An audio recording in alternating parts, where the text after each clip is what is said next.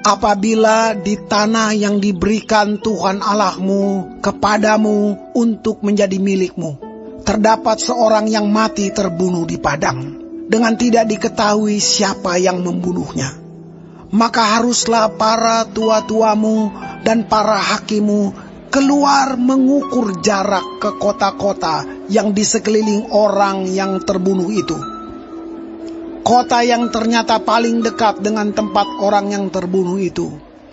Para tua-tua kota itulah harus mengambil seekor lembu betina yang muda, yang belum pernah dipakai, yang belum pernah menghela dengan kuk. Para tua-tua kota itu haruslah membawa lembu muda itu ke suatu lembah yang selalu berair dan yang belum pernah dikerjakan atau ditaburi. Dan di sana di lembah itu, haruslah mereka mematahkan batang leher lembu muda itu.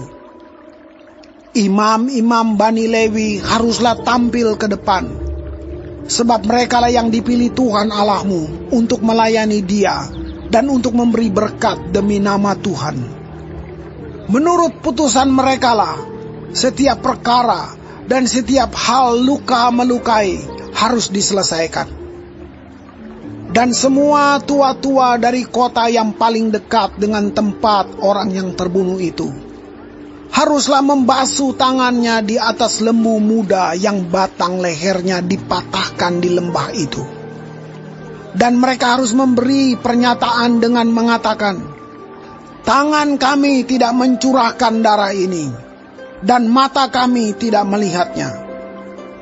Adakanlah pendamaian bagi umatmu Israel yang telah kau tebus itu, Tuhan. Dan janganlah timpakan darah orang yang tidak bersalah ke tengah-tengah umatmu Israel. Maka karena darah itu telah diadakan pendamaian bagi mereka. Demikianlah engkau harus menghapuskan darah orang yang tidak bersalah itu dari tengah-tengahmu. Sebab dengan demikian engkau melakukan apa yang benar di mata Tuhan. Apabila engkau keluar berperang melawan musuhmu, dan Tuhan Allahmu menyerahkan mereka ke dalam tanganmu, dan engkau menjadikan mereka tawanan, dan engkau melihat di antara tawanan itu seorang perempuan yang elok, sehingga hatimu mengingini dia, dan engkau mau mengambil dia menjadi istrimu, maka haruslah engkau membawa dia ke dalam rumahmu. Perempuan itu harus mencukur rambutnya, memotong kukunya, menanggalkan pakaian yang dipakainya pada waktu ditawan, dan tinggal di rumahmu untuk menangisi ibu bapanya sebulan lamanya. Sesudah demikian, bolehlah engkau menghampiri dia dan menjadi suaminya, sehingga ia menjadi istrimu. Apabila engkau tidak suka lagi kepadanya, maka haruslah engkau membiarkan dia pergi sesuka hatinya. Tidak boleh sekali-kali engkau menjual dia dengan bayaran uang. Tidak boleh engkau memperlakukan dia sebagai budak, sebab engkau telah memaksa dia. Apabila seorang mempunyai 2 orang istri, yang seorang dicintai dan yang lain tidak dicintainya, dan mereka melahirkan anak-anak lelaki baginya, baik istri yang dicintai maupun istri yang tidak dicintai, dan anak sulung adalah dari istri yang tidak dicintai, maka pada waktu ia membagi warisan harta kepunyaannya kepada anak-anaknya itu, tidaklah boleh ia memberikan bagian anak sulung kepada anak dari istri yang dicintai, merugikan anak dari istri yang tidak dicintai, yang adalah anak sulung. Tetapi ia harus mengakui anak yang sulung, anak dari istri yang tidak dicintai itu, dengan memberikan kepadanya 2 bagian dari segala kepunyaannya. Sebab dialah kegagahannya yang pertama-tama, dialah yang empunya hak kesulungan.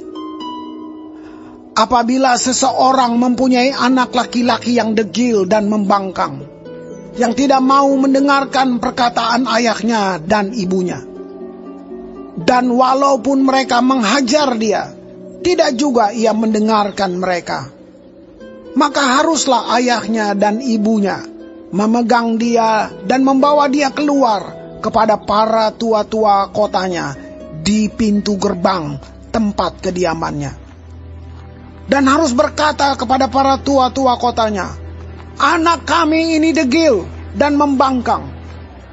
Ia tidak mau mendengarkan perkataan kami. Ia seorang pelahap dan peminum." Maka haruslah semua orang sekotanya melempari anak itu dengan batu sehingga ia mati. Demikianlah harus kau hapuskan yang jahat itu dari tengah-tengahmu. Dan seluruh orang Israel akan mendengar dan menjadi takut. Apabila seseorang berbuat dosa yang sepadan dengan hukuman mati, lalu ia dihukum mati, kemudian kau gantung dia pada sebuah tiang, maka janganlah mayatnya dibiarkan semalam-malaman pada tiang itu. Tetapi haruslah engkau menguburkan dia pada hari itu juga. Sebab seorang yang digantung terkutuk oleh Allah. Janganlah engkau menajiskan tanah yang diberikan Tuhan Allahmu kepadamu menjadi milik pusakamu.